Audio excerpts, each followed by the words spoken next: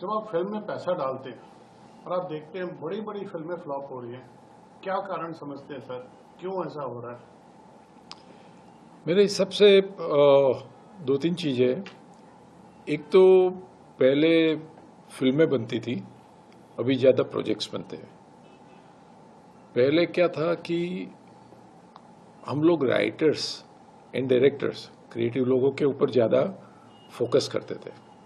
एक ज़माना आपने देखा होगा कि सलीम जावेद साहब के नाम पे फिल्म बिकती थी। करेक्ट। आज शायद आपको लास्ट 5 साल में कोई बड़ा राइटर की फिल्म बिकी ऐसा पता नहीं चलेगा।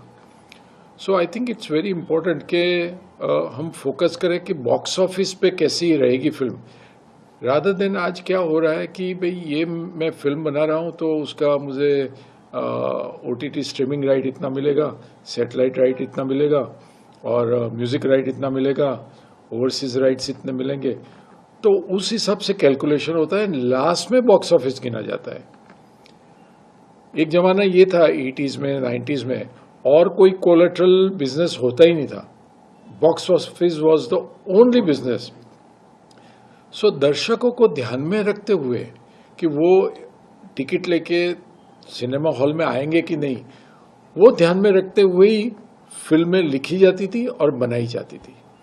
आज अनफॉर्चुनेटली ये नहीं हो रहा है, क्योंकि OTT की मानसिकता अलग है, सैटेलाइट की मानसिकता अलग है, ओवरसीज वाले अलग है। म्यूज़िक का ज़्यादा राइट पैसा लेने के लिए मैं ज़बरदस्ती कुछ म्यूज़िक डाल रहा हूँ। तो मेरे ख्याल से ये सब एक बड़ा इशू है। दूसरा इशू मुझे लगता है कि we have completely become like inspired industry. हम साउथ से इंस्पायर होते हैं, हम कोरिया से इंस्पायर होते हैं, हम ये लैंग्वेज से इंस्पायर। तो जो ओरिजिनलिटी थी पहले, वो ओरिजिनलिटी आज नहीं है। तो आप देखिए कि regional films are doing very well. Reason यही है कि वो ओरिजिनल चीज़ें लिखते हैं। उनके राइटर्स पे वो ज़्यादा पैसा खर्चा करते हैं अगर परसेंटेज वाइज देखें तो मुझे लगता है कि बट डेफिनेटली ये एक समय चल रहा है, and definitely will go back to blackboard, and हम फिर से वही अच्छी फिल्म बनाने का शुरू करेंगे। आप एक फिल्म का प्रोजेक्ट लेके समझो स्ट्रीमिंग के पास में, OTT के पास में जाते हैं, तब वो बोलते हैं कि हमें ये डायरेक्टर नहीं लेकिन ये डायरेक्टर होंगे तो हम इतना पैसा दे देंगे, या तो ये एक्टर नहीं ये एक्ट्रेस होंगी तो हम इतना इंक्रीज कर। सो सब लोग जो इन ए वे स्टेक होल्डर हो जाते हैं, वेदर OTT हो या सैटेलाइट चैनल हो या म्यूजिक वाले हो या ओवरसीज वाले हो, ये ultimately they become a stakeholder of the film, and because they are stakeholder, उनका ख्याल रख के उनसे हम प्रभावित हो जाते हैं। And I think that is one of the reasons. मेरे हिसाब से क्रिएटिव इम्प्रूवमेंट जब होता है, वेदर वो यूनिट के कोई भी मेंबर, नॉट ओनली बड़े एक्टर, वो एक्सेप्ट करना चाहिए, there is no issue. But director का एक विजन होता है, प्रोड्यूसर का एक विजन होता है, उनका एक कन्विक्शन होता है प्रोजेक्ट के बारे में, फिल्म के बारे में। मेरे ख्याल से वहाँ से हिलना नहीं चाहिए।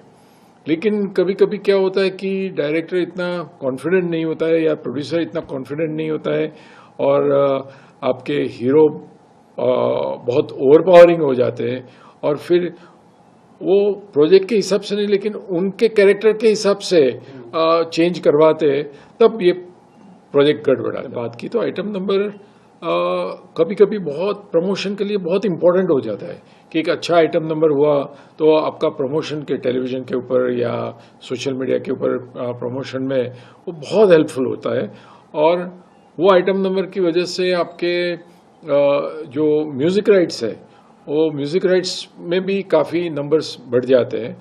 बट ज़बरदस्ती कोई आइटम नंबर डाल देते हैं तो मेरे ख्याल से वो पिक्चर भी बोरिंग हो जाती है और उसका ट्रैक छूट जाता है। सो आई थिंक वो भी बहुत संभाल के डालना चाहिए, ये सब चीज़ें भी बहुत संभाल के डालनी चाहिए। मुझे लगता है कि जो टोटल ओवरऑल बजट होता है एक फिल्म का, वो बजट में आज मेरे हिसाब से ज़्यादा आई वुड से 1 या 2% हम राइटर्स को, जो ए लिस्टर टाइप की फिल्म की बात कर रहा हूँ मैं खास तो, उसमें 1 या 2% हम राइटर्स को के पीछे खर्चा करते हैं। वो मुझे लगता है कि we will have to put lot of money on writing, dialogue writer हो, स्क्रिप्ट राइटर हो, स्क्रीन प्ले राइटर हो, उसके ऊपर पैसा खर्चा करना बहुत जरूरी है, rather than just the look and feel या experience. Thank you so much sir, हमसे बात करने। Thank you so much.